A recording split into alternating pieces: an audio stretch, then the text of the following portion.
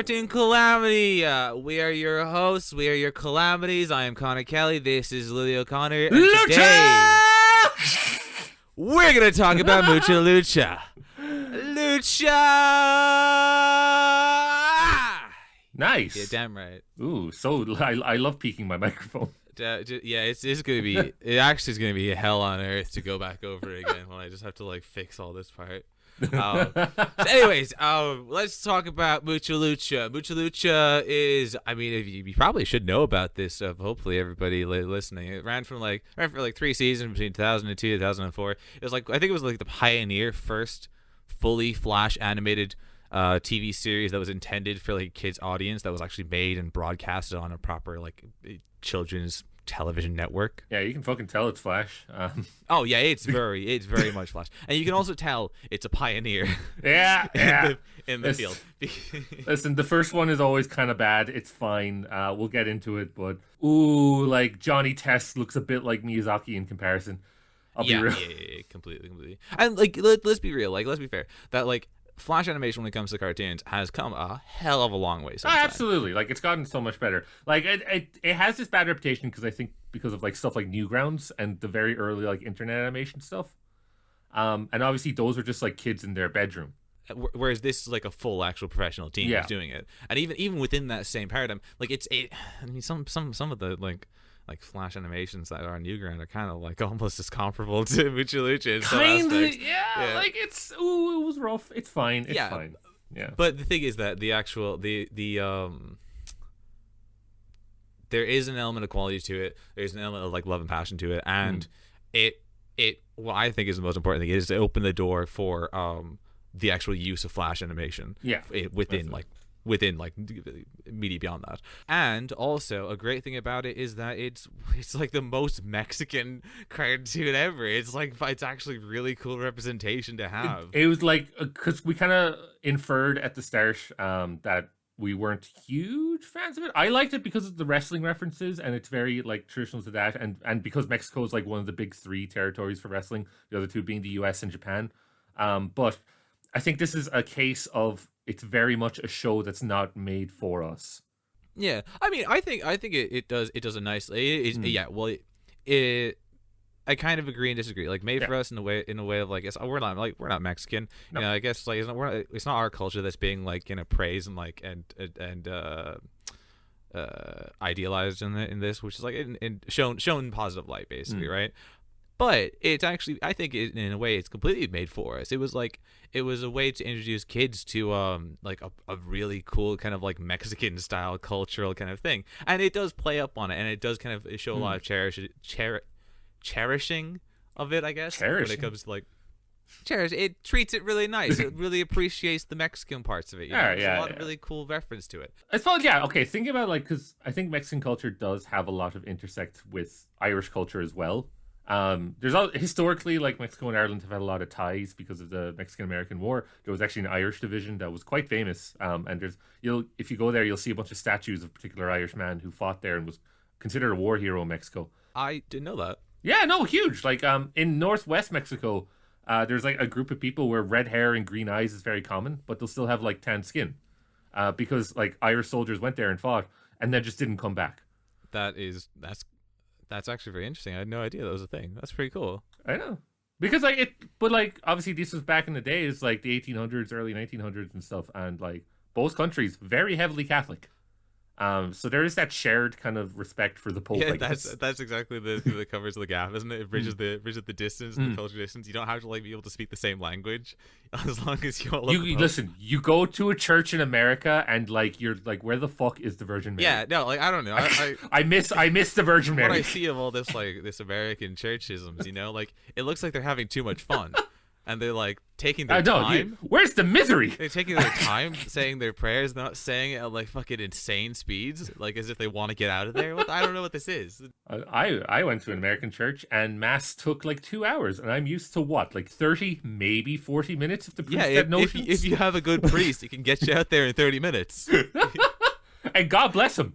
What a priest! It's like, come on, Power Rangers is on later. I need to go, Father. Come on. So again, even at that, like looping back to Mucha Lucha, like creators of Eddie Mort and Lily Chin, yeah, they're the two that kind of like helmed this, and I don't think either of them have Mexican descent, but they did bring a lot of like Mexican like I think animators on. I think like a lot of the actual animators on the show were like from like a Mexican company. I'm not really sure. It makes sense because like you might not be able to see it, but there is a lot of like very deep wrestling lore in the background of these shows. And like just full disclosure for the people watching, a lot of you may know, but I'm a massive wrestling fan. I adore wrestling. So this is why I was looking forward to doing this show, and I was pleasantly surprised. They go into a lot of what wrestling is, and then more specifics about lucha libre particularly. First off, I knew you love wrestling, and I know that you're gonna be like, I thought you'd be bringing me the entire way through this. So I'm happy for that. But I think you probably noticed that like the characters they have some amounts of wrestling moves, but they don't have too many crazy like the aggressive ones. Like a lot of the characters turn into like anthropomorphic creatures. Yeah, they're shapeshifters. Yeah, they're shapeshifters. Yeah, they're morphers or they're Power Rangers, and. And I think pretty sure that was just to get through like the whole censorship thing, because like it'd be weird for a kids show to advertise violence to kids, right? Yeah. So and that kind of goes off on maybe it's not a completely Mexican production, because like I don't know how to begin to describe to you how big lucha libre is in Mexico.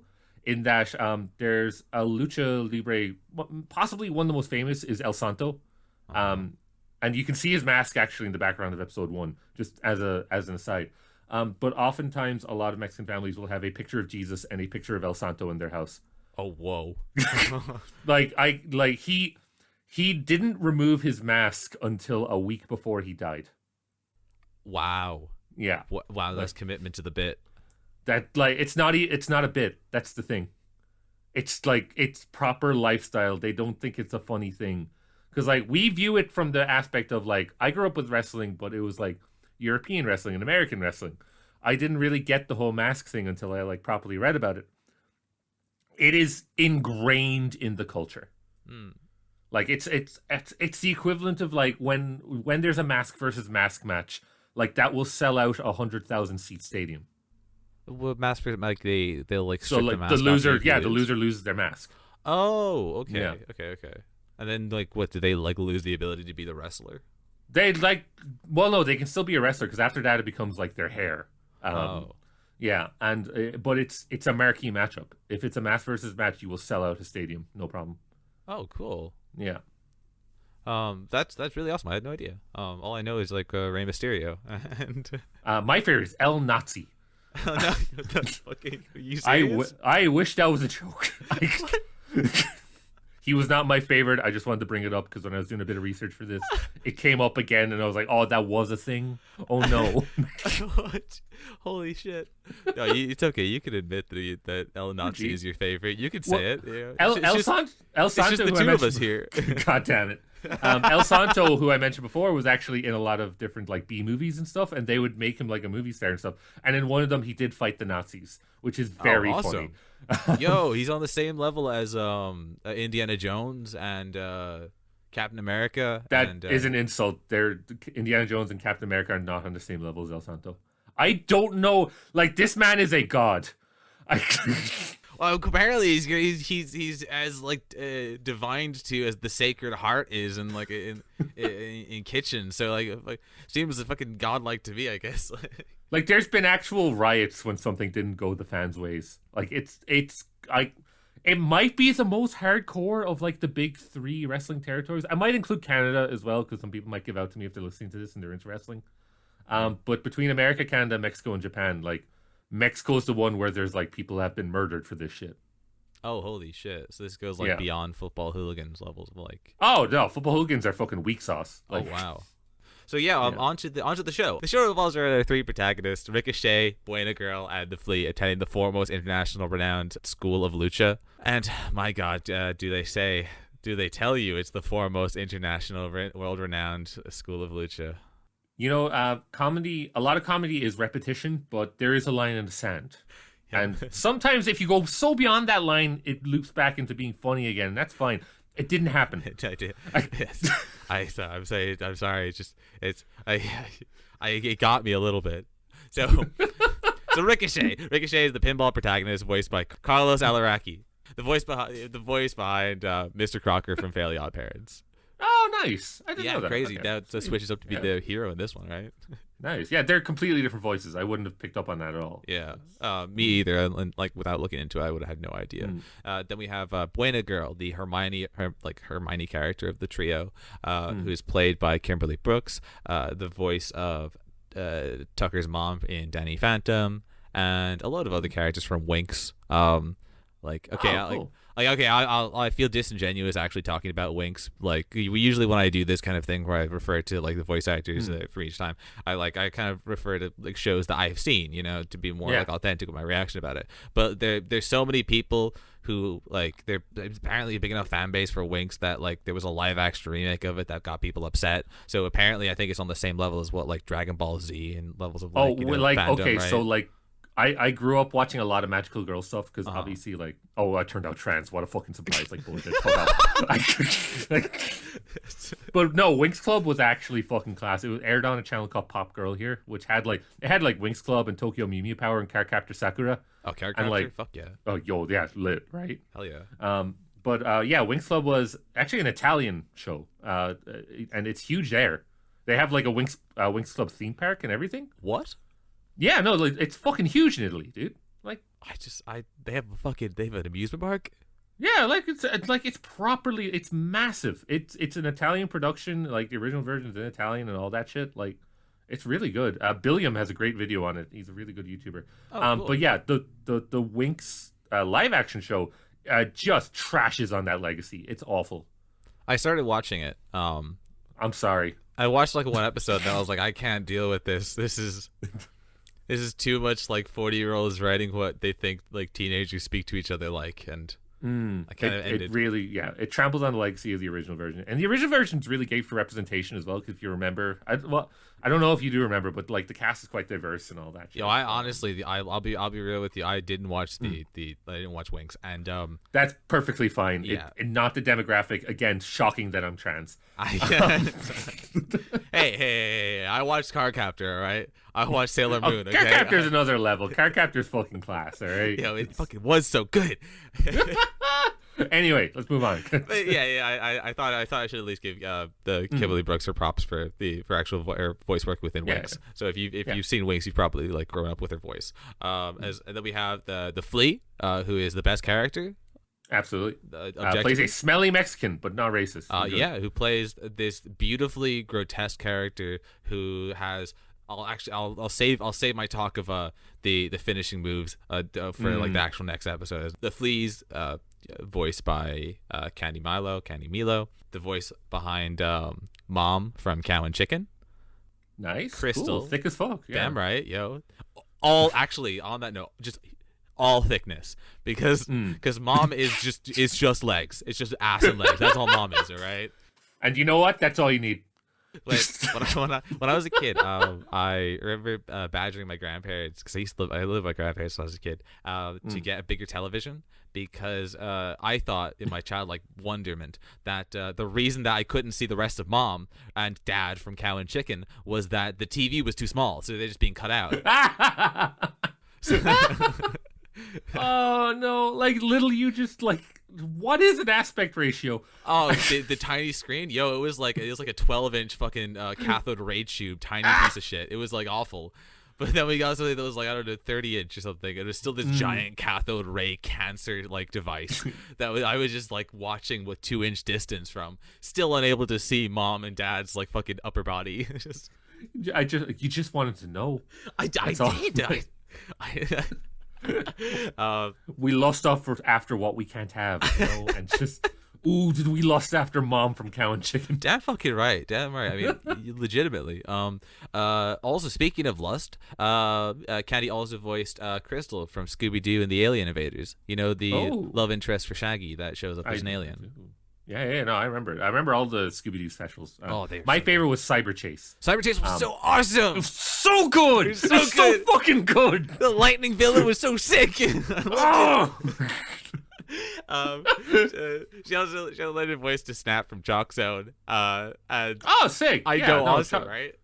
Chalk Zone was like a personal favorite. No one ever really talks about it anymore. But. Yes, it is something that I do want us to like at least rewatch a bit of, because that'd be fucking amazing. Like, yeah, either for this or beyond this, because it's actually something that like it keeps coming up as I do more research. And I'm like, fuck yeah, I want to watch Chalk Zone again. Yeah, let's do that. And then finally, the last credit I'll give her is Madam Foster from Foster's Home for Measuring Friends. Wonderful. Yeah. Foster's is a masterpiece. So yeah, let's go. Episode 1, Part 1. Back to school. Yeah. The episode opens with the best invention that I've ever seen. Something that looks like right out of a Michael Reeves, in that it's an alarm clock that shit talks you until you wake up. Yeah, yeah. It berates you, and then like the only way to like turn it off is to wrestle it into submission. Yeah. Is to just. I kind of want that. Like choke out your devices to get them to stop talking. There's just a luchador by my bed that wakes me up at 10 a.m. every day, and then I gotta put it in submission to turn it off. Yeah, I'm up. All right, I'm fucking up. I also I thought you'd call out the fact that Ricochet's bed is basically like a 4-post like wrestling ring. I didn't want to make it that obvious because like obviously if this ever becomes successful, that's what I'm buying. Like it's that Simpsons joke with Milhouse's dad being like, "Oh, I sleep in a cool car bed." It's like, no, I sleep in a wrestling ring with a sleeping bag, and when I wake up, a large Japanese man slaps me in the face. So yeah, Ricochet has slept in. He's in danger of being late. Goes downstairs, gets has some breakfast, ends up talking to his grandpa. Learns the 3 tenets of Lucha Libre: honor, family, and tradition. Which is true. Like that's kind of what all of Lucha is based off. It's very like shonen anime-esque, which like all of wrestling is. But like Lucha Libre is the equivalent of like Fairy Tail if Fairy Tail like had good writing. Yeah, I was actually gonna like mention that as far as I was aware, like all shonen and wrestling have this like vice versa element of like their general scriptings, right? Where like they're the same. Like they pretty much like Dragon Ball Z is the best example I love to go to for this. Yeah, where it's just it akin to wrestling. Dragon Ball Z is a lot of a bad guy, like a heel, I'll use the terminology, right? Comes in and the face ends up facing off with them. Then there's all of a sudden another character who either has a heel turn or another heel comes that's bigger than the last heel. And then they have to scream at each other, use their finishing moves. And it's like amazing. That's the aspect. And you see that a lot. It keeps popping up that wrestling is live action shonen.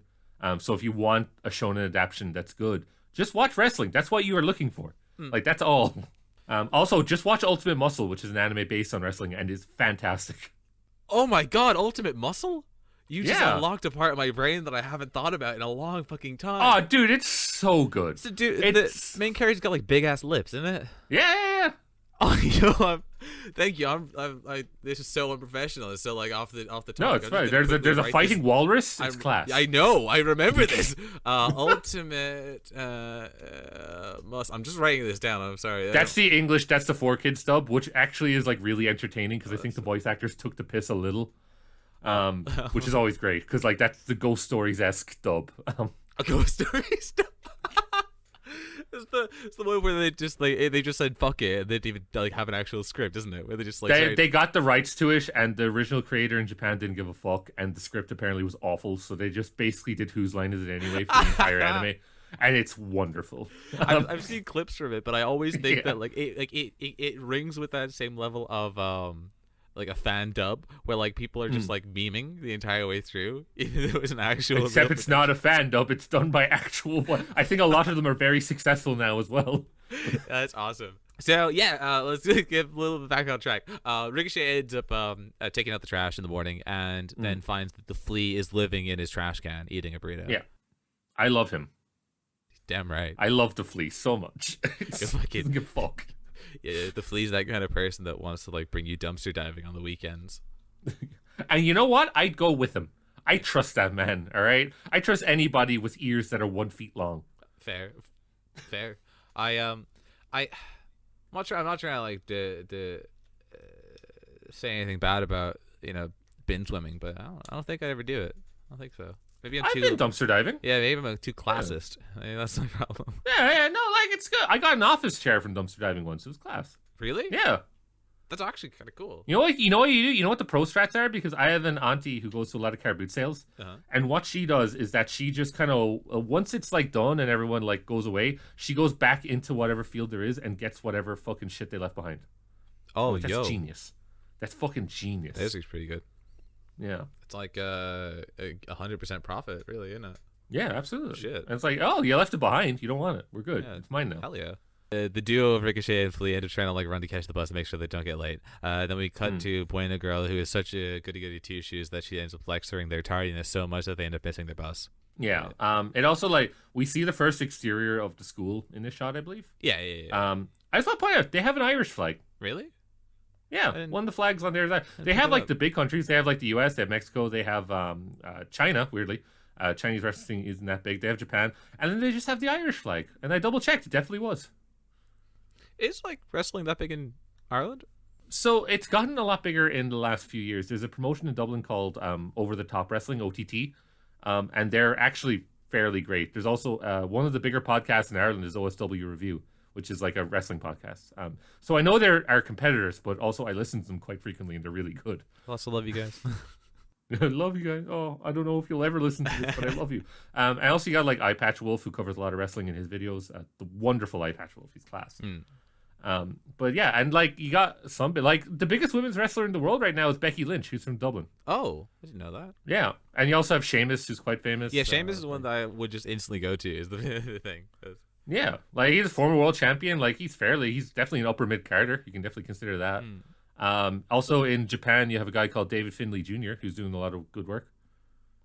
So like, yeah, Irish wrestling, it's gotten a lot better in the last few years, definitely. Oh, awesome! I had no idea. Good shit. Good shit.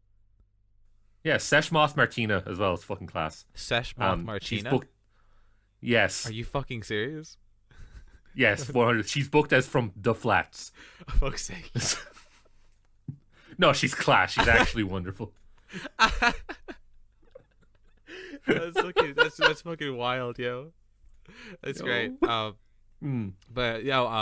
let's just imagine her coming into the ring, just she comes out to like hard house music, grappling with the K-hole, trying her best to make sure that she can actually stay. Her jaw's fucking swinging. She's got those like the fucking little like what is it, Lil Wayne? Not Lil Wayne. What am I saying? Will I Am. You know those Will I Am plastic sunglasses that like have like the things across. They don't actually do anything. They just like no, like she has the full on flat cap and she has the sparkly like ring gear, the silver kind of glittery one. Oh yeah, like yeah, it's like she's class and she's really good as well. That's the thing. So very happy. So yeah, Irish wrestling, great. Give it a chance. Hell yeah.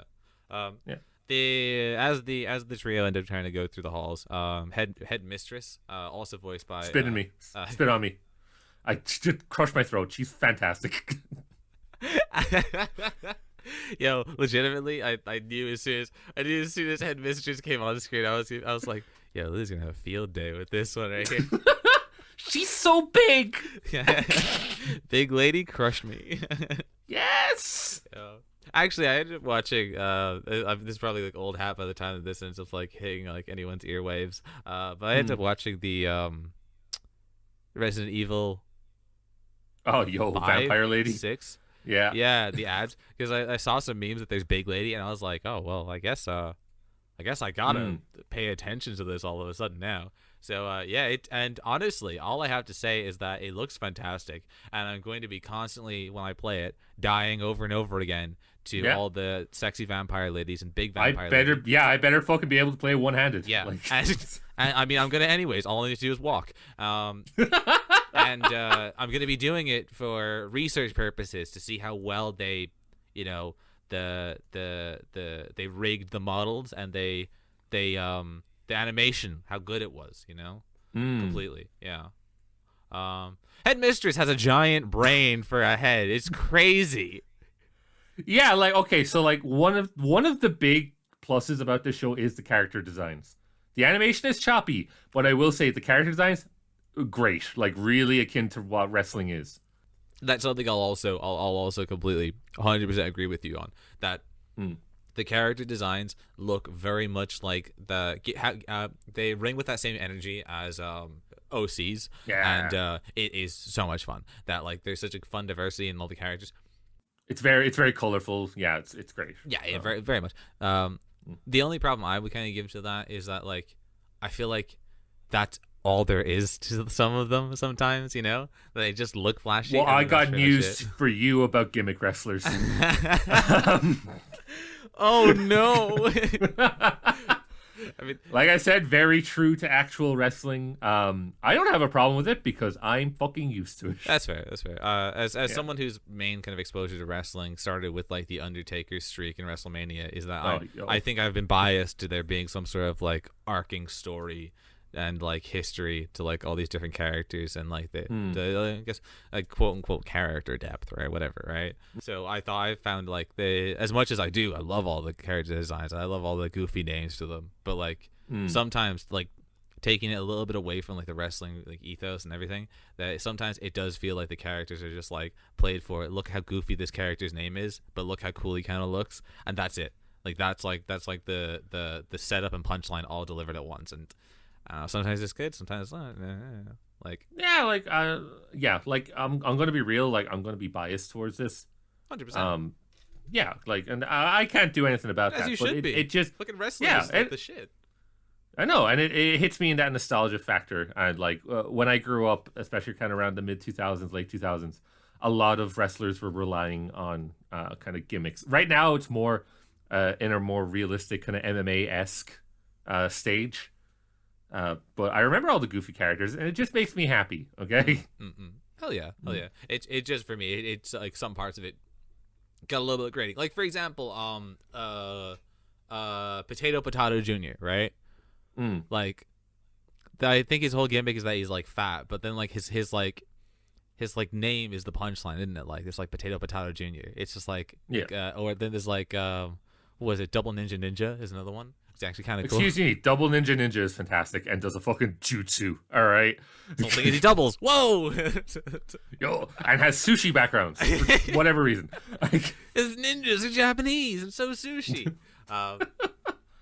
We have Ricochet who ends up getting his lunch stolen by the aforementioned Potato Jr., who's just like huge and tosses him which I thought was kind of funny that he causes like a technical foul.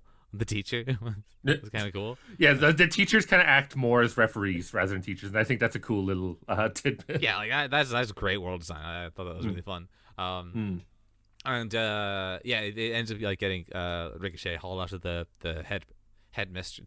headmistress to mommy to step on me, spit in my face, mommy, kill me. God damn it. So they ends up going there. We meet en route to chastising the greatest character. We meet Snow Pea, who's in the title match for best character. I will live and die for Snow Pea. Okay, if Snow Pea told me to kill like my entire family, consider them dead. Snow Pea is wonderful. I need oh God. I love them. I don't know what gender they are. Who cares? They're Snow Pea. God, they're Snow Pea. They're fucking Snow Pea, dude. Yeah, I asked you a little earlier, but like, wait, do like I feel like you may like have somehow learned this information through sheer connection with the ether. Do peas like reproduce asexually? Because I think that I would assume like other plants they probably do. Peas are ace then. Yeah, look at that ace representation. Sweet. Nice. We'll take it. Fuck. It's Snow Pea and fucking Todd from BoJack Horseman. Unreal. Woo! Look at us here. We're helping you out, LGBTQI plus community. Woo! We're giving you those connections. God fucking damn it. Sure. As resident gay, fuck it. Why not? Snoopy also voiced by Kimberly Brooks, and I'm pretty sure the entirety of like for at least for the episodes I've seen, Snoopy's only line is just Snoopy. Yeah, I think Snoopy might be a Pokemon. It explains why I want to take them and shove them into a tiny ball and keep them for myself. Yes. God damn it. Yo, the amount of collectibles that probably came from this show, holy shit. Actually, yeah, apparently it was like there's a whole like line of McDonald's toys and just actual like action figures that sold hella good in Mexico. Headmistress gives Ricochet an inspirational speech about how wrestling is more than just a sport. Cue that one dude, that one meme. You fucking know what I'm talking about. The it's real to me, damn it. Yeah, that happened at an NWA meetup. It's still referenced in wrestling circles today, and it happened like 2005. That poor guy, like, God. I only know the normie wrestling memes, okay? But yeah, basically that kind of moment that Headmistress kind of explains to Ricochet. Then we get the shot of like the school being held up by its foundations on the rules of lucha, but literally being held up on a series of books, which just foundationally is probably unstable, right? Oh no, that's bad. Like also, another kind of visual gag they did. The Headmistress literally throws the book at Ricochet and then gets a rule book and fucks it at him, which I thought was quite funny. I mean, like sometimes it's one of those kind of like belly laugh kind of moments, isn't it? Like close to belly laughs, like chest laugh kind of moments. Yeah, no, it's good. It's good. That's and that kind of all launches into back into the lunchroom where the original kind of conflict of the episode happens, and it goes into what becomes kind of the motif of the show, and that's the Lucharan fight sequence or Lucha, whatever. Lucha. Yeah, that's what they do. They do it like every episode, and like the fight sequences are decent. There's only so much you can do in early Flash. There's almost no weight behind them, which kind of sucked. But yeah, again, they're saved by the character gimmicks, which is, like we said, the strength of the show. Yeah. Actually, no, the strength of the show is the music because it's all mariachi. The second strength of the show. That's something I completely forgot to mention as well. That the actual all the music just gives you that fantastic kind of like very Mexican, very kind of like maracas, very kind of like just fun kind of vibe to it. It's like great. All acoustic guitar, but like there's 5 dudes playing the same acoustic guitar. Yeah, 5 people on the same guitar. Yeah, that's amazing. Just looks so cool. The theme song to the show as well immediately went onto my playlist. It's by a band called Cinco de Barrios. It's the most hype I've ever been. Cinco de Barrios. Yeah. Yeah. They're big. They're like. They're an actual like quite famous band. Yeah, they're like a cornerstone in Mexican like music, aren't they? Yeah. And they did the theme song to the show. I don't know if you listened to the theme song, but it was very good. Mucha Lucha. Way of life, but like with trumpets and class. Oh yeah, that is one thing that is like currently playing in my head, but I'm not gonna try and do an impersonation of a trumpet. Yeah, it's very good. We've gotten this far without doing a racist impression of a Mexican person, so I think we're doing well. I'm trying my best. I have Spanish relatives. I can try. I will slip into Spanish at some point, but we're good. I can't get away with that. Everyone's Irish in my family. Potato Potato Jr. And Ricochet end up luchaing against one another. Mm-hmm. Potato Potato Jr. Turns into literal like French fries, or chips. Let's be like legit here, but listen, they're called chips. Fuck our American viewers. That's fucking right. All right. If you have any problems, send us an email at cartooncalamitypodcast@gmail.com. and tell us how you're wrong about the nomenclature for chips. All right. And if I get the email, I will simply print it out and piss on it. Yeah. And if you want to watch that, check out our YouTube channel. Woo! So then Ricochet turns into a Beyblade, whose Bit Beast is not activated in any way, shape, or form. I was originally going to make the joke that he turns into a dreidel. All those famous cartoons about dreidels. Yeah, exactly. Yeah, which is also Jewish representation. So hell yeah, we've got LGBT, Mexican. I don't know if it's actual Jewish representation. I just got done watching a bit of Rugrats that had a straight up a Passover episode. I think that was better Jewish representation. I don't know about Mucha Lucha. They have a Passover episode in Rugrats? Yeah, that's awesome. Yeah. Sure, Chucky's Jewish. Oh, I just thought he was a nerd.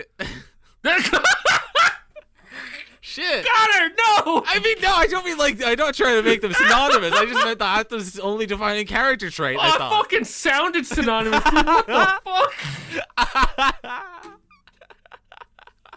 So Rick's Beyblade ability helps him get the tap out, and he's praised for the lucha way, and kind of this whole thing, like the transformations are a cool little thing. The wrestling, you're right, it doesn't have any weight to it. A lot of like the actual like action doesn't have much like weight and like force and like kind of motion to it that much, you know. It does feel a lot like style over like substance in a manner. Yeah. But what I kind of appreciate some of the still frames they use of like wrestling positions, because they kind of look cool, you know. That gives me like what I assume wrestling is, right? Yeah, no, they're all based on actual wrestling moves. So they had plenty of reference material, whoever the animators were. So that was nice, and they actually went to the trouble of putting in actual wrestling moves. Nice. Yeah, episode 1 was episode 1 part 1. That's episode 1 part 2. Episode 1 2. Episode 1 the second. 1 the second. Weight gaining. Damn right. Yeah. 1 the second weight gaining. Damn right. Weight gaining. Ricochet has to trace V1, El Loco Mosquito, Amoeba, and Pacifismo. Which eventually Rick secures the the W. I don't speak Spanish, bro. I don't know what the fuck you just said. Tres V1, right? It's the 3v1, and it's El Loco Mosquito, Amoeba, and Pacifismo. That's the name of the wrestlers. No hable inglés, padre. Hola, mi amigo. God damn it. Do you know the way to the highway? Anyways, Rick secures the W. It's a clapping cheeks and masks, clapping them from the other three threats. But ends up getting weight shamed by the heavyweights, Pateo Pataya Jr., Francisco of the Forest, and El Haystack Grande. El Haystack Grande, by the way, is a reference to a British wrestler named Giant Haystacks. Wait, really? Who was a horribly huge man. What? Yeah, genuinely. I had no idea. Like, you're kind of peeling elements of like my kind of initial light animosity towards these naming sakes, right? Because like no, Giant Haystacks, probably one of the most famous English wrestlers of all time. That's really cool. I didn't know that. Yeah, my boy weighed like 450 pounds and died at like 50. Whoa! But holy fuck, he was a big boy. Holy shit! Fucking thick with all the C's in the alphabet. Fuck yeah. God. Yeah, but like the thing is, I just thought that these were just like fucking multiple words strung together to make funny names, right? Like Francisco. When I say there's a lot of wrestling references in this show, there really is. Like you need a pretty good knowledge of it to actually get it. There's a lot of love gone into this show. As much as we can shit on the animation quality, like the writing is not the problem. Yeah. The adherence to like the actual culture is very good. Yeah, and like absolutely, I felt that when it came to like the Mexican like elements of like how steeped in kind of what is kind of like Mexican feel to it was. Like I kind of get that like sense, but when it came to like the nuances of like the wrestling stuff, again, it's like it's close to Greek to me, you know. Like yeah. No, like there's we'll get into more of it later because there's a bunch of other stuff, but genuinely, it was a pleasure to watch this as a wrestling fan. So Ricochet's honor is attacked by these three gigantos, these muy grande cabrones. So I don't know if I can actually say that. I mean, I don't know. We've been swearing this entire time. It'll be fine. There was no accent. We're good. We've been swearing this entire time, right? We don't give a shit, right? Like we're not censoring. Okay, cool. Okay. Yeah, we're fine. Sometimes I kind of get confused as to whether we swear or not, and I realize that we don't say slurs, but we can swear. Yeah. Then I realize that we spend a lot of the time talking about how much we want to fuck the shit out of like every Dom figure in the entire in any series we talk about. I'm like, oh yeah, you're right. I don't know what our fucking filter like level is, to be honest. Bro, we'll never be able to do an episode on Made in Abyss. I would just be nutting. No. I can't. Like, Ricochet challenges the trio of El Grande Cabrones to a 3v1 match, but is interrupted by Headmistress, who lets him know that he is out of their weight class. Yeah. Ricochet's a small boy. He's a cruiserweight, as they say. With that, damn right, get that, and not like the super heavyweights. Am I right, or am I? Yeah, no, there was I think for a time there was a super heavyweight championship for a while, in one of the big promotions. I do like a good Hoss battle.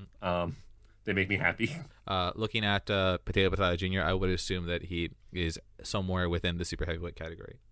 Absolutely, Hell yeah, 100%. Also, in the process, so Headmistress rises from her, I don't know, subterranean dungeon of domination underneath the school, and in the process opens these like I don't know, elements of the ring, which is either made out of pure concrete or whatever the fuck these rings are made out of, right? And just squashes the flea, just and then again, as I saw that happen, the one thought that floated in the back of my mind was not only jealousy that I would have for Flea being in that position, but an empathy, understanding that I know that you too would feel the same amount of envy for Flea being crushed by Headmistress. I want her to kill me. I want her to fuck me up. I don't want her to do anything loving to me. I just want her to degrade me. Like, oh. I want her to put me into an armbar and tell me I'm a little piece of shit. God damn. Like, oh no, I'm trapped in a submission. How bad. Oh no, Headmistress.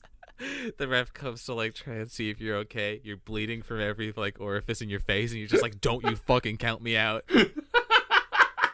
You stop this match when I don't have a fucking pulse, you hear me?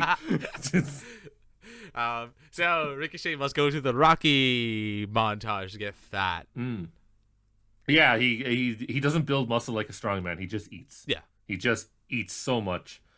With the help of the Flea, who tries, I believe, to get him to eat food from the bin.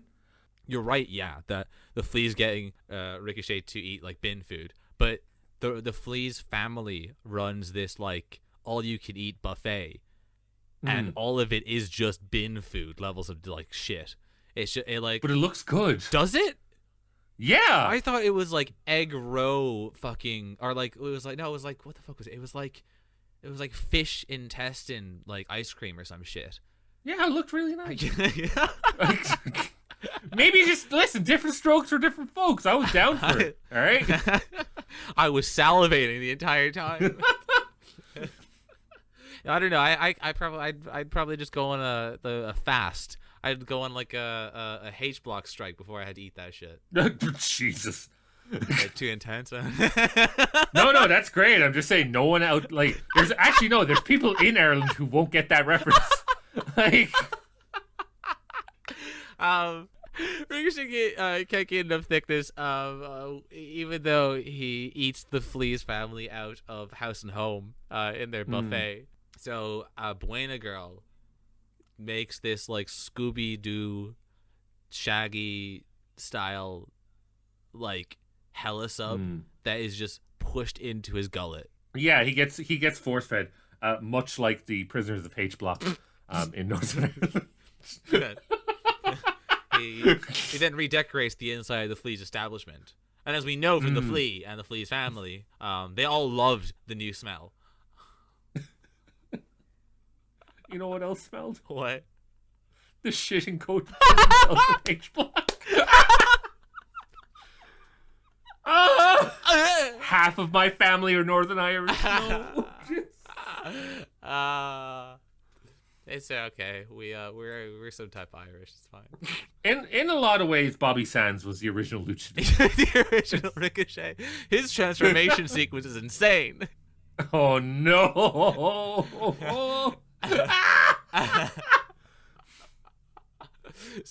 So Ricochet, Kaiju Pinball Kid emerges from the establishment and goes on a rampage. Ricochet takes out a sponge cake truck, which is the most awesome thing I've ever seen.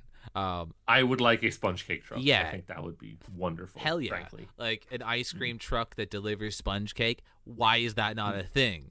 So when he ends up like matadoring the truck, the second thing I want to raise is he tried to eat a fucking dude in a cake suit. That's fine. Ricochet, why are you a cannibal? This guy, okay, so at this stage, Ricochet is about 4 stories tall. Like, he's a big boy now. And, like, you have to satiate your appetite. And if that involves people, I think you should just let him. Yeah. I also agree with your underlying argument there, which is that people after a certain height just gain this unsatiable, unquenchable thirst and hunger for human flesh. Yeah, but, like, you have to, like, keep it up. And, like, what is more satisfying than sin? Actually, yeah. Nothing fills you with deep, powerful satisfaction than just sin and. Or maybe the show is referencing its Catholic roots, because in Catholicism, when you eat the holy bread, that is not a metaphor. You are eating Jesus. Once that bread is blessed, you are eating Jesus's body. That's right. And that's why I think that there's a large hypocrisy with the Catholic Church, because when I tried to consume human flesh inside of like my local, what the fuck are the cathedral? I'm not that religious anymore. I forgot what they're called. Church? Yeah, church, cathedral. You forgot the word church? Yeah. I mean, when you can't walk into an establishment without setting yourself on fire, it's kind of hard to really remember what they are, you know? So, as I was there consuming the flesh of a newly deceased individual, well, I mean, the newly deceased, I mean, kind of like the same as being in the process of dying. So I was like chomping down into their chest, watching them, like listening to them scream, and all of a sudden I'm kicked out, and then I point up at that motherfucker, that Father Christ motherfucking piece of shit, and point right in his little white collar, and I say, look in that little gold circle box he got. Ain't that the flesh of Christ? And and as we know, that is the only hypocrisy of the Catholic Church. The only they one. do everything else right. Yeah, everything else they've done was by the book. Yeah, 100%. And everyone clapped. They brought me out. And that priest, Albert Einstein. Yeah, and honestly, I converted everyone into atheists, and now we're all enlightened.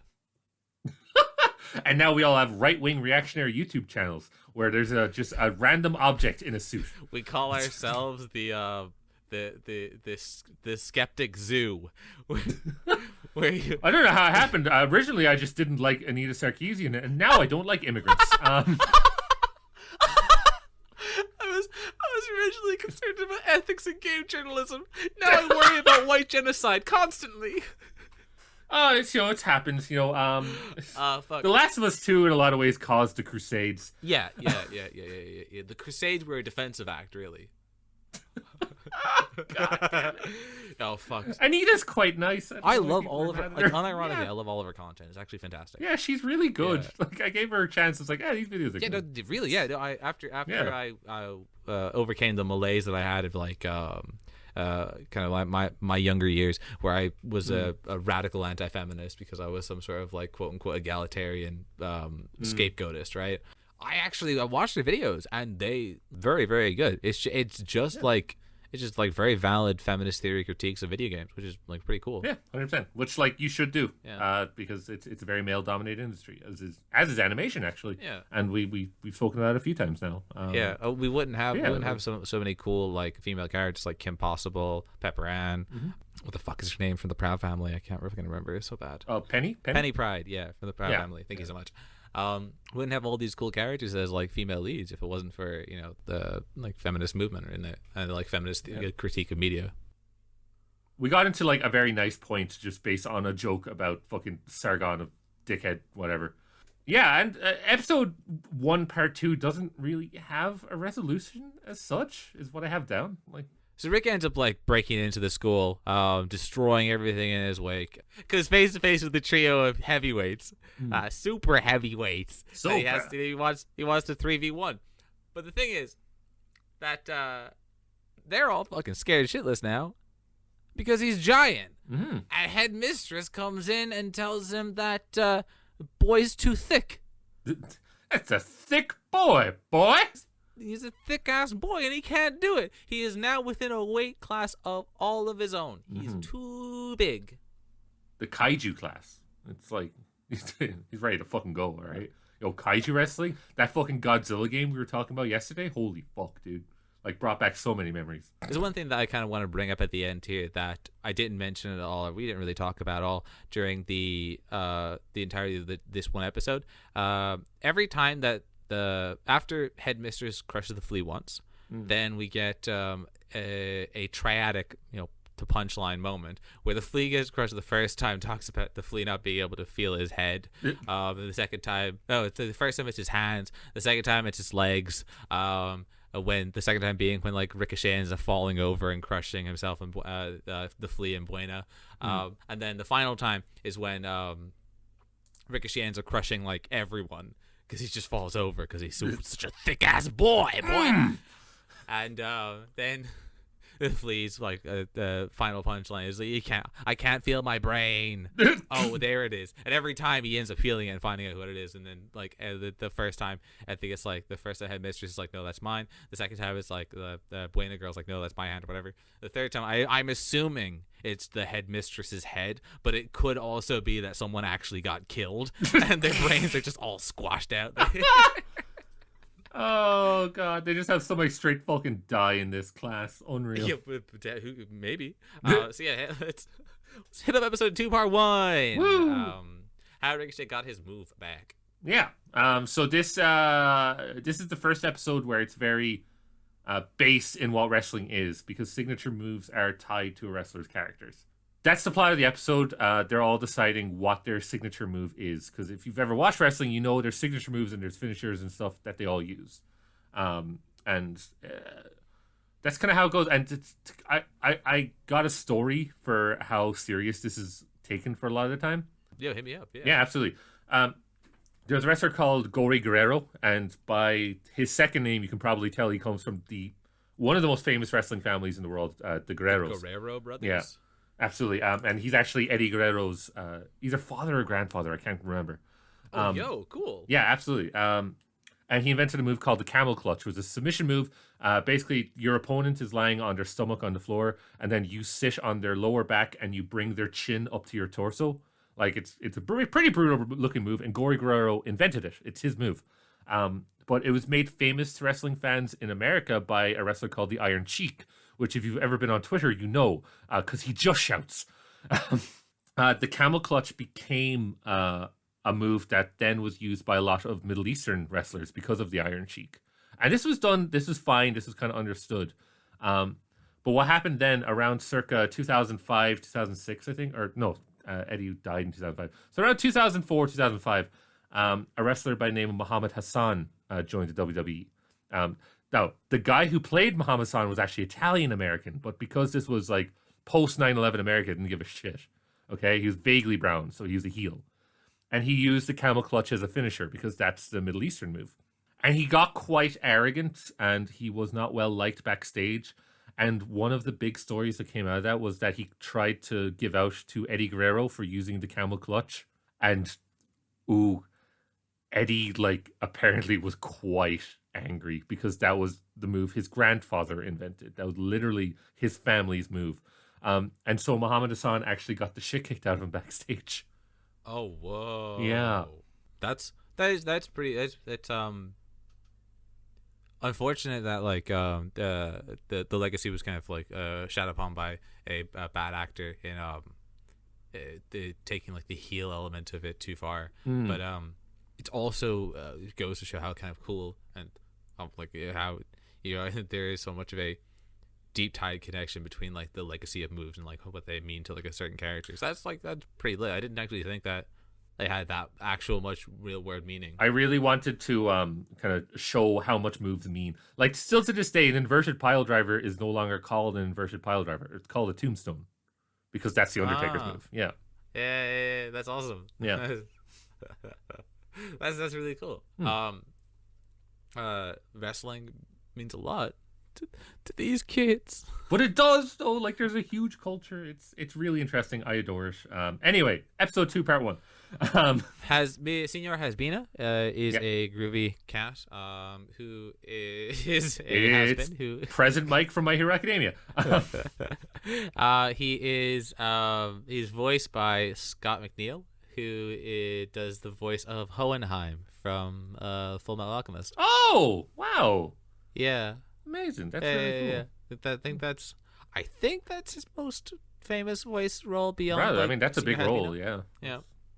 So, if y'all fucking anime nerds out there know who I'm talking about. Yeah, we're totally not anime nerds. I don't know what the fuck they're talking about. Fucking weeaboos. And Senor Hasbina has basically his entire character arc is the fact that he's washed up. And, Senor Hasbina is a great name. Like, it's... Oh, God. It does perfectly capture the character. He asks the class to show their fatalities. Yeah. And the fleas is probably the greatest, I think. Which is great because we don't actually get to see it. We only hear it. And we see the results, but we don't see the move itself. The fleas, absolute sheer, grotesque, toxic waste, passing horrifying like Mortal Kombat level of destruction just occurs. And that's where I mentioned earlier I wanted to talk about it. This is exactly why the Flea is the greatest character, because the Flea is a disgusting monstrous character who doesn't hold any punches, who will eviscerate his opponents. He doesn't attack anyone. He just uses his smell. And I relate a lot to that because I'm a smelly person, Connor. Yeah. I sweat so fucking much. It's actually kind of ridiculous. I sweat like a pig. It's fucked, you know? My body becomes immune to antiperspirants. I wear shit like 89, 96, 103 hour antiperspirants. None of that shit works after 2 days. No, I just removed my sweat glands. I don't need them anymore. Yo. Yeah, I'm running at 200 degrees Celsius, and I'll die at 30, but I don't sweat. You look at me with the heat, with those heat goggles. I am just glowing. If you wear those infrared goggles and you look at me, it's like looking at the sun. You go blind. God damn it. Ricochet has no super special move, but ends up talking himself up because his magic toy tells him. It's just called El Rey. Ray. Yeah. But it's like, reminds me of Jake the dog. I don't know if he's actually voiced by John DiMaggio, but the voice sounded quite gruff. No, he's not. No, he's not. Okay, cool. I figured as much. But he acts as that kind of weird, a mentor, but on the same level as Ricochet. He acts as Honest Abe Coin from Pepper Ann. Yeah. Who somehow instigates shows and instigates the episode, but doesn't really I don't even know if he exists as an actual character, if he's actually really speaking or doing this stuff. Is a show where one of the girls can transform into a bulldozer. So it's not out of the realm of possibility that the doll is alive. And honestly, Buena Girl's finishing move, all right? Yeah. Is just as bitch basic as she is. It's kind of shit. Buena Girl is supposed to be the girl in the group. That's she's really nice and she's good. And she's good at school and she's supposed to be good at wrestling. She's kind of a bitch. We'll get into this in the last episode. She pulls a fast one on the boys. Yeah. I don't like her. But anyway. So Ricochet doesn't have a finishing move, as it were, and he has to figure it out. And to do this, there's what I think was supposed to be a drug PSA, but it turned into a parody of a drug PSA. Because he goes to a black market finisher move dealer, and he properly has the whole overcoat thing. I think he has a shoe on his head and whatever. And Ricochet tries to buy a finisher move, and Buena Girl, being the fucking goody two shoes that she is just no, don't do it. You have to learn what it is. And the Flea, being a fucking based motherfucker, is yeah, do it. Just buy it. Fuck yeah. So yeah, Mass Dog, Rick's dog, is apparently in with all the dealers. It's because the dealer was I ain't talking to you kids. Yo, homeboy, he's in the barrios, you know? What's good? Yo. Yeah, you get like Dealer wasn't gonna talk to him until like the dog shows up and he ends up getting some sort of fucking like secret handshake shit, and it was like, yeah, come on, feed these kids some drugs. The dog's in good. So this leads to like the cop end of like showing up and chasing after them, which is kind of like a fucked up thing in a manner that like it shows that in this world that the cops punish the drug users, not the dealers, right? Yeah, no, and you know that's based on real life. I'll be real. Please legalize drugs. Legalize all of them. Yeah, and regulate all of them. Yeah, no, absolutely. That's the official 100%. position. You know, we both have a history of that type of shit, and like I think we're fairly qualified to say, the drugs do ruin lives, but it's not a justice issue; it's a health issue. True. And drugs don't ruin the lives. We ruin our own lives with drugs. There's a difference. Yeah. All right. There's a difference. You know, it's not like the drugs putting the gun to my head telling me to not do shit. I mean, like, what, you know, you take enough acid. Yeah. I mean, I take enough acid and I realize that I actually end up transcending this dimension and shit doesn't matter. I can finally understand the Midnight Gospel. I reach enlightenment. We said the same thing. I just start crying and watching Midnight Gospel for 6 hours. God. Anyway, it's so good. It's fantastic, and it's what our art is based on. Utterly fantastic. Watch the Midnight Gospel. So Ricochet is chased by the cop, and he goes through a bunch of different things that end up getting chased by other groups. So he goes through family hillbillies, and he gets chased by the hillbillies then. Damn right. Yeah, damn right. Woo! He also goes through a circus, and he starts to get chased by a bunch of acrobats and clowns and animals. And then he goes through, and I don't know how else to describe this, an old parade, where it's a parade of old people, and they have a float that just says the word old on it. Yeah, that's all it is. Yeah. Just old people. And I think one of them gets killed by crashing his like really slow moving wheelchair into a pillar. We see the whole thing. Like he lived a good life, so like it's sad. I hope but, so. You know, it was his time. Well, all of this kind of like Benny Hill-esque like level of like accumulative chasers culminates in Rick at the school needing to face off these foes and like vibrate transcends himself into gaining a finishing move. And his finishing move is that he becomes deformed and collapses in on himself and becomes a pinball. Yeah. He what the fuck are they called? Gymnasts? Acrobats? He contortionists himself. Yeah. Damn right. He contortionists himself, and that's superpower. Yeah, pretty much. And he, as his name suggests, he ricochets off of the big group that is now chasing him as a pinball and takes them all out. It looks cool. It's kind of low tier compared to the Flea's finisher, but it works. So this is kind of like a thing as well, where like, I love transformation sequences, right? Yeah. You know, Dragon Ball Z has a great one where, I mean, it kind of slowly lost its hat and didn't become as like cool as it used to be. Well, you can point what we talked about earlier, the magical girl genre. Fantastic. Like, it's that's what I wanted to lean into. Yeah, like magical girl genre. Even like slowly getting my way close to there. We have like Yugi's transformation into Yami Yugi, right? Yeah, like that's a kind of cool one, and I feel like that kind of like that throws similar elements of like the shouting your name thing because it's just him screaming Yu-Gi-Oh, right, and then switching, right, and changing. We have like the magical girl genre, like Sailor Moon, all the Sailor Scouts when they like have their full transformation sequences. It plays up heavy into it. It gives you the gloves, the tiara, the dress, the boots, everything. It gives you all the different shots, right?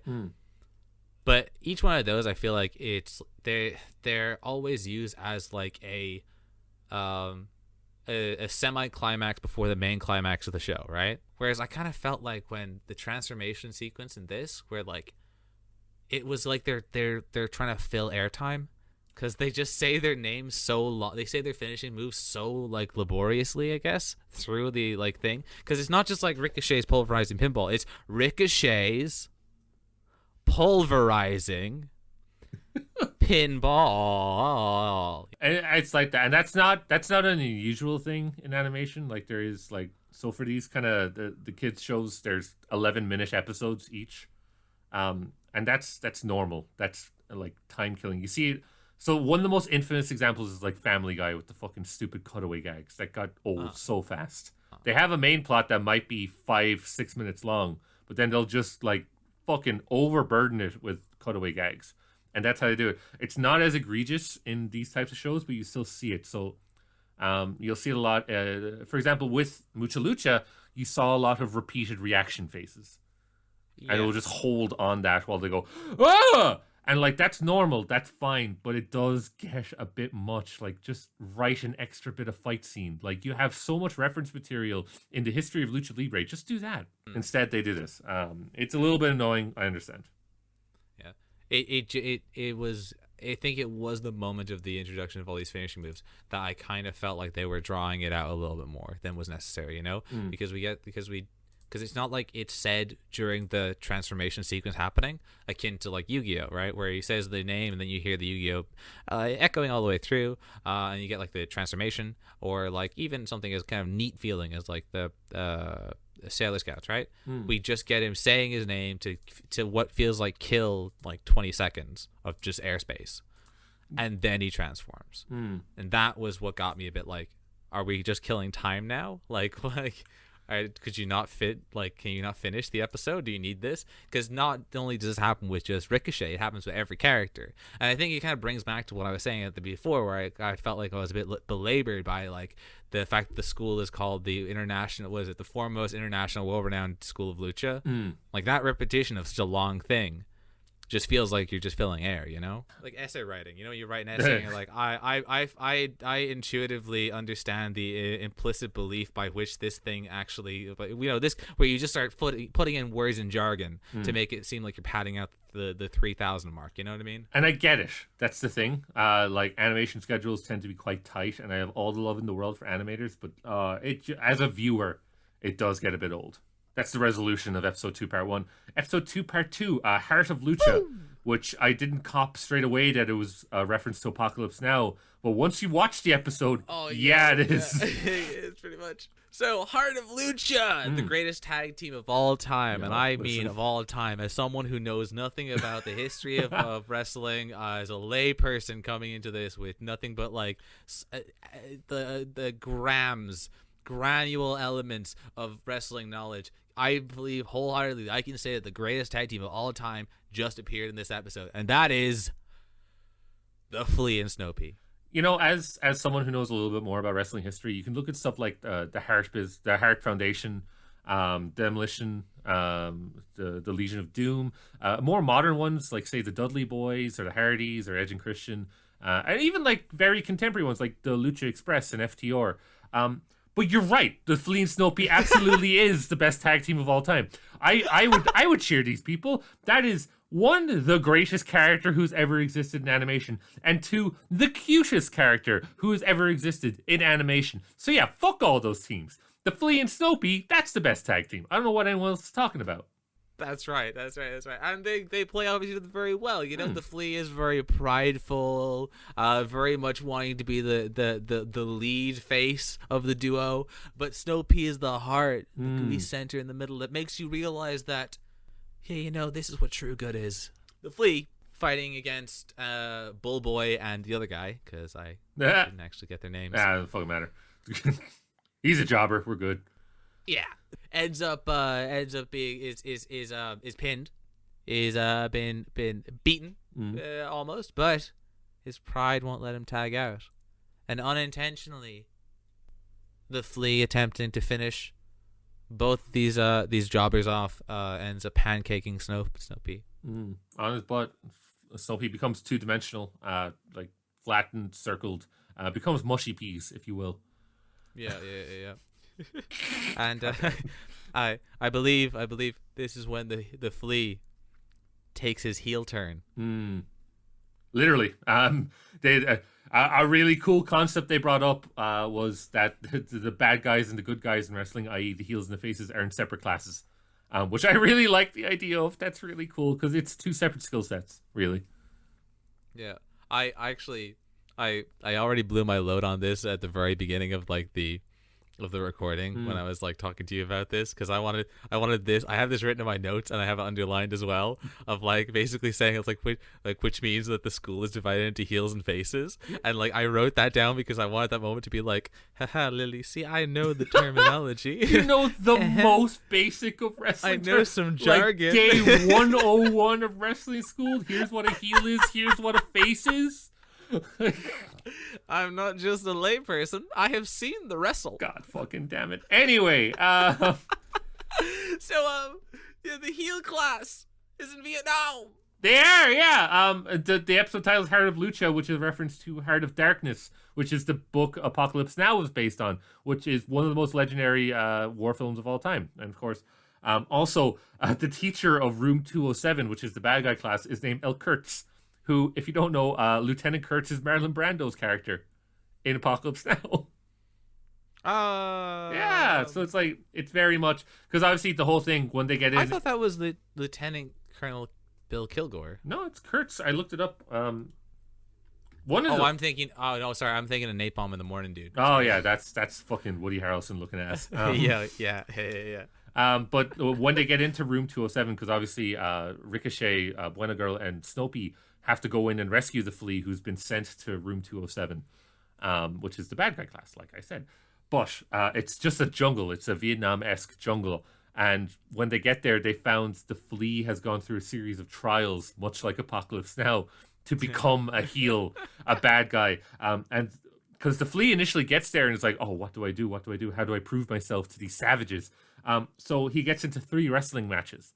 In the first one, he gives his opponent a wedgie, which is a classic wrestling move, because everyone just wears tights. So if you ride them up into their crack, then that's not great. That's bad. They've been defeated. And then the second one, he fucking steps up and drops a bus on them. He pulls the cronk lever and a bus just falls from the sky. It's pretty fucking... Lever. Yeah, the cronk lever.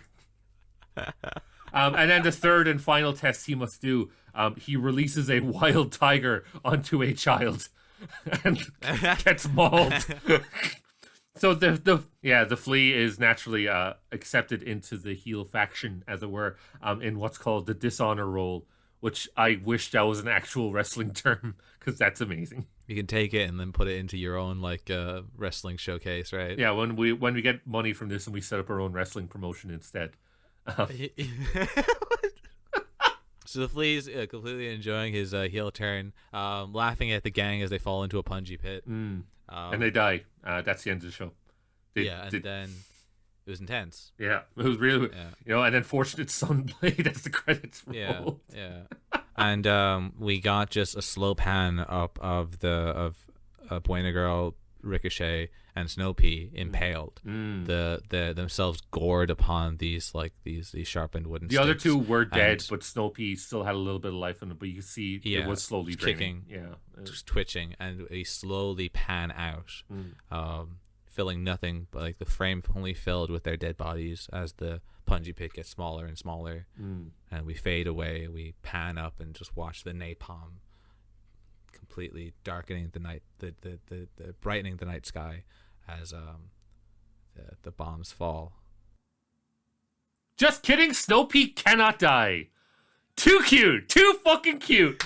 And the only way the Flea can enjoy his heel turn change and switch around and is not a heel turn anymore is because of the redemptive powers of the Snopey hug. Yeah, Snopey's finisher is the power of love, which is that would turn me if I was an evil dictator and Snopey hugged me. Yeah, I'm a good person now. Yeah, that would do it. That would do it. Yeah, all I need is a little pea person to maybe not that wording, but a little person made a pea. Cool, nice. Pee person, okay. A little pee. Welcome. Itty bitty pee all over me. Okay. The trio and the pea try to escape but are stopped by Senor Lieutenant Colonel Kilgore. Kurtz, who becomes the weather. Oh yeah, no, he has fucking One Piece powers. He becomes the clouds. He's akin to fucking Kaido. Basically, they escape. That's the resolution episode. They get out just in time because they do a triple move against El Kurtz. Yeah, they digivolve the fusion dance into the essence of light. Yeah. I was kind of annoyed. I thought they would play with what they transform into because the Flea turns into a turkey. and I was looking forward to that. But no, they just combine and then like do a weird fucking light show thing and beat El Kurtz. And then make their escape. They forget Snopey. That's the only thing. Yeah. Snopey's like pancake to the flea's ass again, and then just ends up being brought out. Yeah, and that's the resolution. I wish we got more of El Kurtz. He seemed like a really cool character, and there was an opportunity to do a cooler fight scene than what we were used to. But no, that's not what happened. I could be wrong, but I think El Kurtz comes back as a recurring villain to some extent. Nice. Okay, I'm happy with that. Yeah, but not from like what we've seen. I think I remember this. This is a part where I think I'm probably going to be like Mandela affecting myself, right? From like my uncertainty of my memories. But I think he does come back as a villain at some point again. Episode 3. God damn it. Episode 3, Part 1. Woulda, coulda, has been Senor Hasbina, who is, we discussed him before, he is like a disco luchador, and their teacher, the main three's teacher. Yep. Senor Hasbina. Mm-hmm. Oh no, that's Miguel's the accent. Ring the bell. Regales the class on his embarrassing defeat. I don't want to get canceled. No, we have to get somewhere to be canceled. God damn it. Oh, fuck. So, Senor Hasbina regales the class on his embarrassing defeat, which nobody listens to except for Buena Girl, who obviously, in all of her Hermione-esque details, down all of the story in case an exam comes up. Yeah. I hate Buena Girl. She fucking, what a fucking swat. Jesus. We're getting so close. We're getting so close to be able to talk about it properly. So the class starts wrestling, and Buena Girl loses again as Double Ninja. The best background character. Because he is Naruto. He does the fucking clone jutsu and turns into another Double Ninja. And his signature move to beat Buena Girl is just to pull some rope across the ring, trip up her like. Because Buena Girl's bad. She's just a swat. Like, yeah, yo, she's a fucking narc, yo. Yo, let's go. Yo, she'd sell you out. Fuck that. Like, yeah, easy, 100%. God. Yeah, Buena Girl loses. So that's grand. Who's up next? It's Ricochet and Mega Wash. Yeah. Who has actual superpowers. Yeah. Dude, lightning powers and lightning control. Ricochet fighting Megawatt ends up unintentionally opening up a tear in the fabric of time-space. Space-time. Fabric of the space and times. Causing a portal to form, connecting the present day to 1979. Woo! Obviously, this piques the interest of Senor Hasbina, apologies. Senor Hasbina. Yeah, so he hears that a portal to the 70s is opened up and is like, I can relive my glory days, because in the flashback we had at the start of the episode, he was about to win the World Heavyweight Championship, but a flash from the crowd blinded him and he ended up losing. So he goes through the portal and tries to fix whoever did the flash to him, so that he can win the World Heavyweight Championship and hopefully change his career from being a teacher. However, when he does this, the students realize that he's changing everything about them. And that includes like words disappearing from books, people's gimmicks. So Snopey turns into a banana instead. And also becomes a boy. Yeah, exactly. And 5 background characters become a Cronenberg monster. The flesh homunculus. God, like this keeps happening in the cartoons we watch. There keeps being flesh piles, and I hate it. It's like, stop watching Akira. There's other anime. A little note on the wrestling book that ends up having its like words altered. I'm pretty sure that like the actual text that's written there is something along the lines of like, if you're ever in a scenario in which you go back in time, don't ever do so, because it will be very, very, very, very, very bad for the space-time continuum. It's like very literally just saying what will happen in the episode. And also after it says it's very, very, very, very, very, very, very, very bad, and those are the amount of varies there are, it says comprende? Good. Which is it's like clearly written by a Spanish mother. Yeah. As they go back in time to the 70s, the trio face Hezbina, only to be unable to stop his groovy powers. Yeah. When they get back to the 70s as well, the soundtrack that plays is like a mariachi but with funk. And I vibed pretty hard. I was 5 minutes late to this recording. It's because I was looking up the soundtrack. It's the episode soundtrack is Saturday Night Fever meets Mexico. It's Staying Alive, but it's more like mariachiing alive. It's solid. Cool fucking segue, bro. Mariachiing alive. God, what the fuck are we doing? Like, Jesus. It only goes down from here. Woo!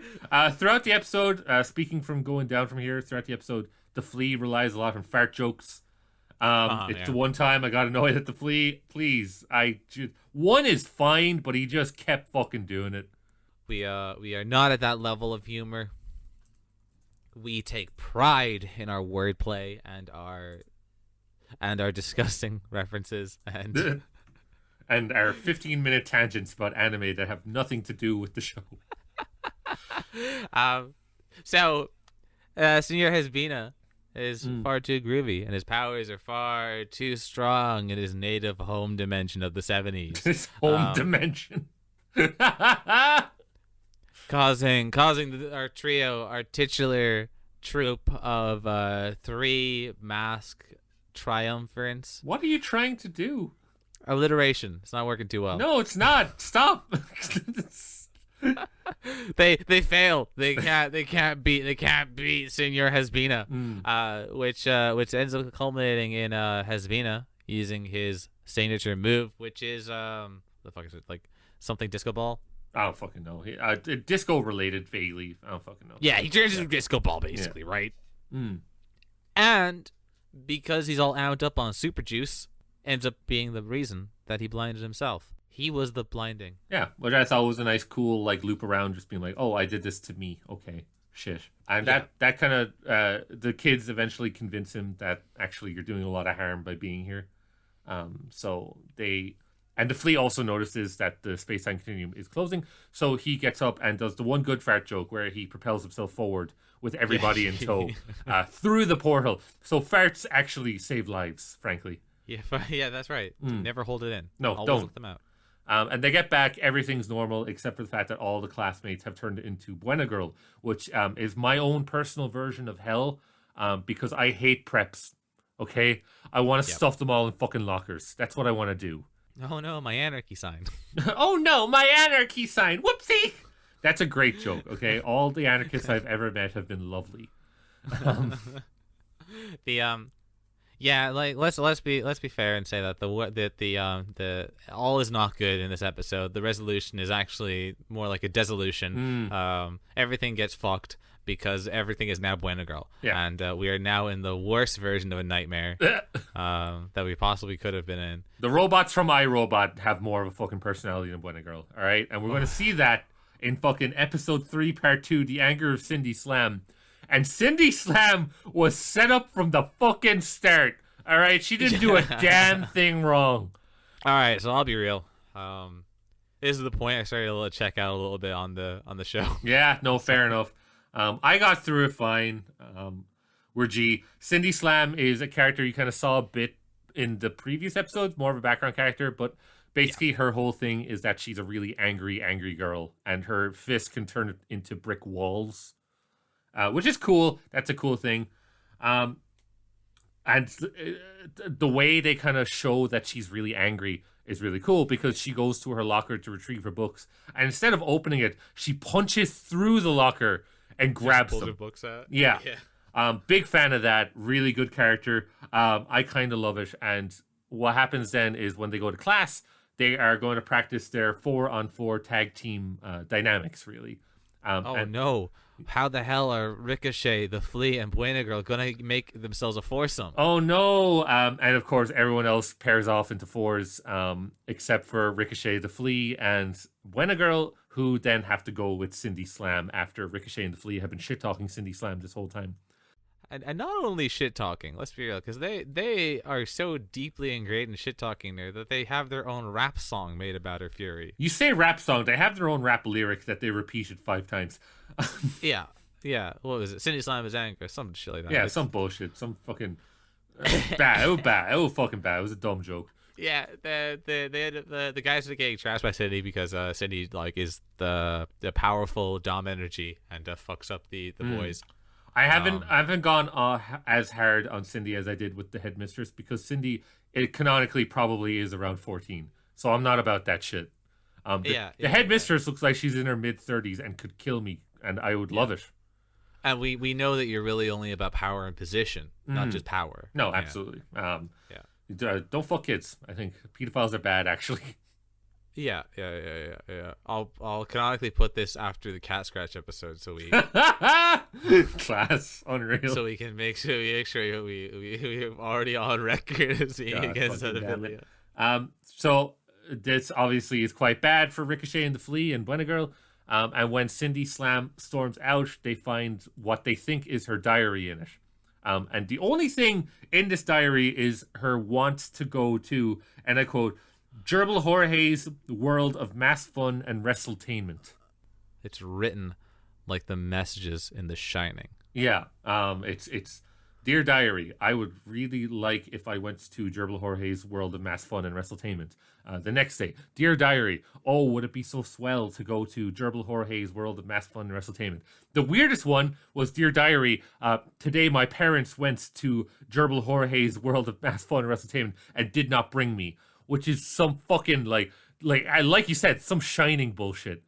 But of course, the diary is covered in like bright pink and has ponies on it, and is very out of character for what you'd think Cindy Slam would have, because Cindy Slam obviously is this queen, very angry, doesn't take any shit. Ball of rage, you know. Yeah. So obviously, since they saw this, they get the idea to try and bond with Cindy, to go to Gerbil Jorge's world of mass fun and wrestletainment with her.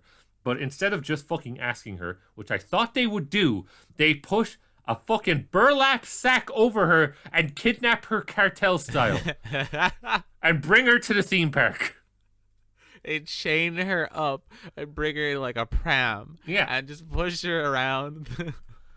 They don't give her a muzzle, so she keeps biting the theme park employees. Which is actually cool as fuck. Yeah, no. I'm a big fan of Cindy Slam. I hope she does well. Yeah. And they kind of go through all the attractions in it. One of them is like It's a Small World from Disneyland, but with the most horrifying skeletons you could imagine. I don't know why anyone would like this. I think they were going for like the Cinco de Mayo vibe, but these skeletons are properly deformed. They're not like normal skeletons.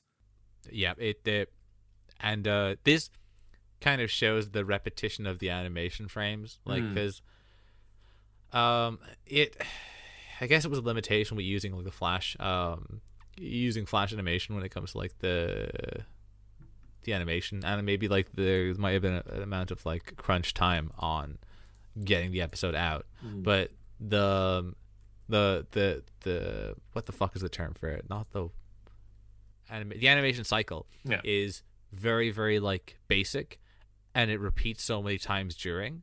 And there's another part later where like Buena Girl ends up like dancing in front of them again when they're going through like a whole another chase scene through the entire park, right?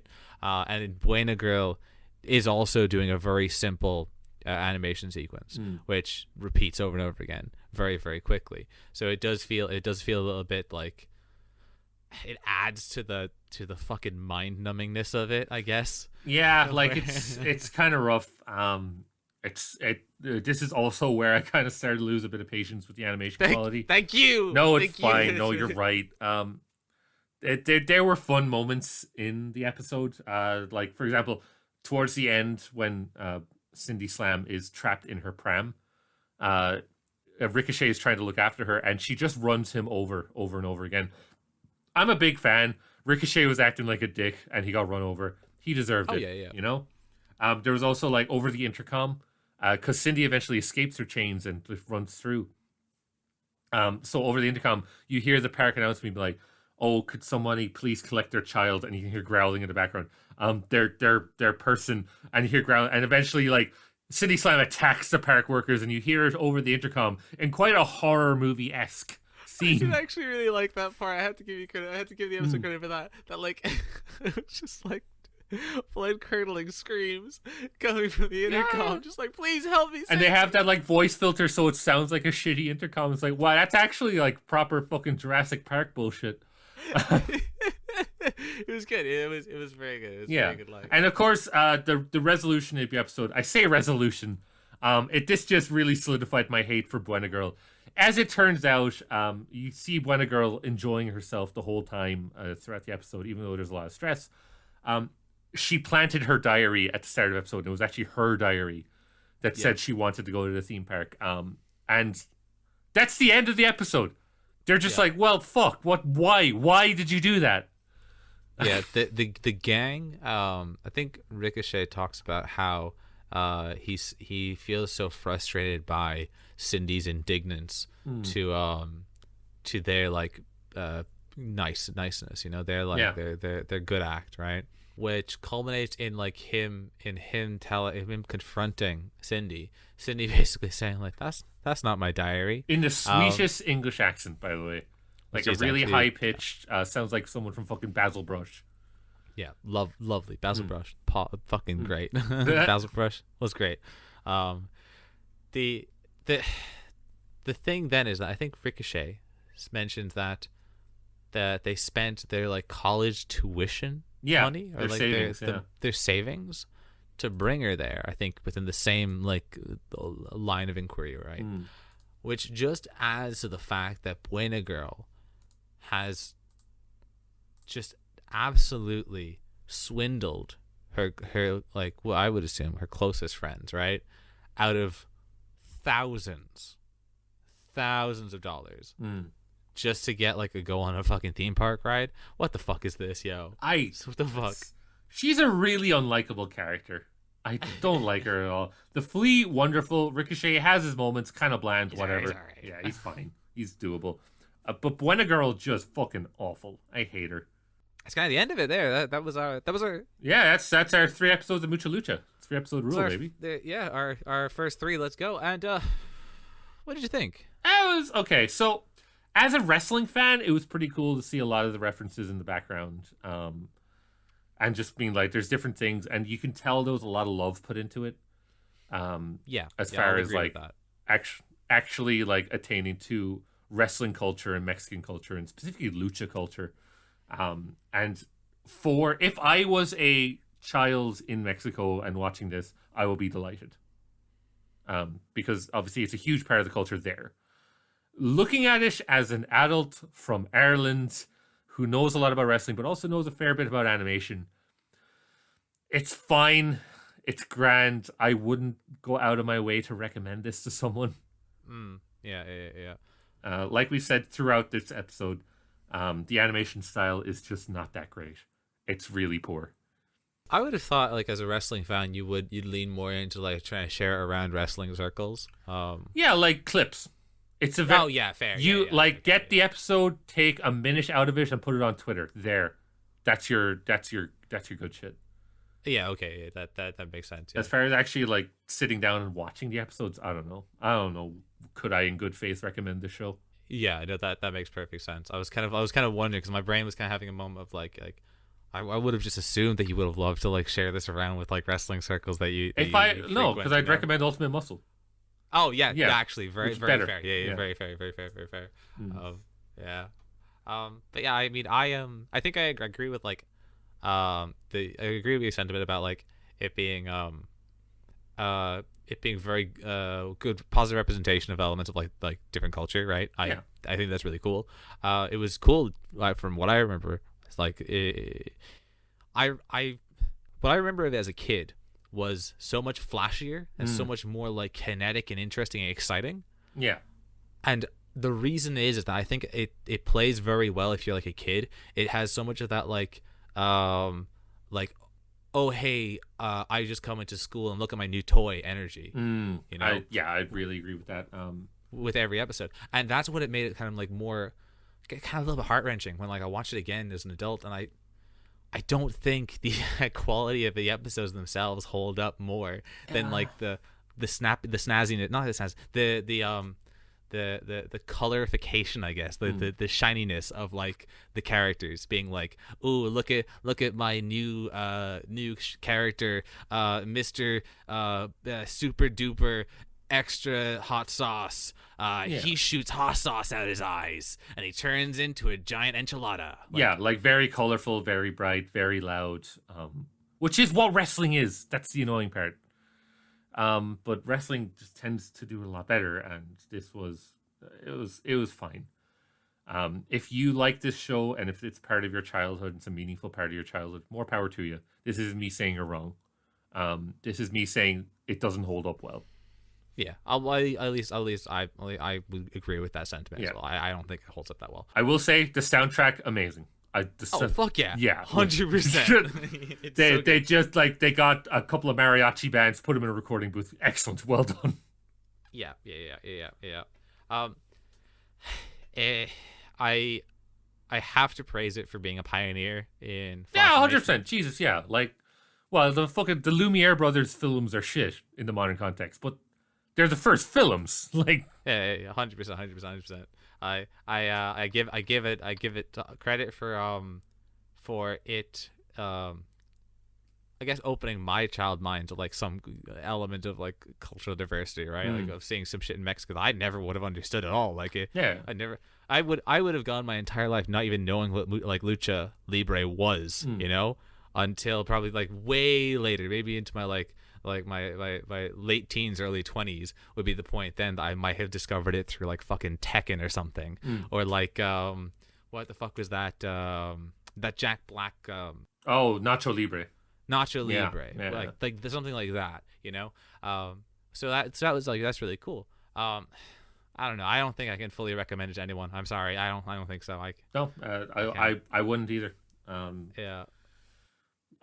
It's a shame because like we said, there's a lot of love in it. Yep. You can tell, but it's just, it doesn't hold up. Yeah. Sorry. Really, that's a depressing way to end the episode, but unfortunately here we are. Yeah, it's unfortunate because like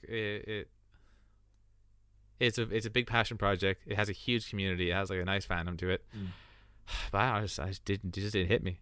So that, I guess that's our wrap up on our sense on Mucha Lucha. It's been an absolute pleasure. Hope y'all enjoyed. This has been Cartoon Calamity. We have been your Calamities, and have a good time. Bye. We love you. Good love. See ya. Thank you so much to the Cartoon Calamity listeners. You make the show what it is, and we are so happy you are enjoying the show. Thank you so much again. If you want to contact us, make sure you get in contact with our Twitter @cartoon_podcast or on Facebook, Cartoon Calamity. You will see us there. If you can't reach us there, we are on email as well, cartooncalamitypodcast@gmail.com. Email us with any queries you may have about the show, or just tell us how cool or bad we are. We just love engagement in general. And a special thank you to everybody on Patreon who subscribes to Cartoon Calamity. You are the guys who keep the lights on. You are the bread and butter of this show. And a special thank you to Lord Liquorcash, Charlene Rodriguez, Lauren Walsh Foodie, Olivia Ronan, Laura Doyle, Ty Fleener, and Yasser.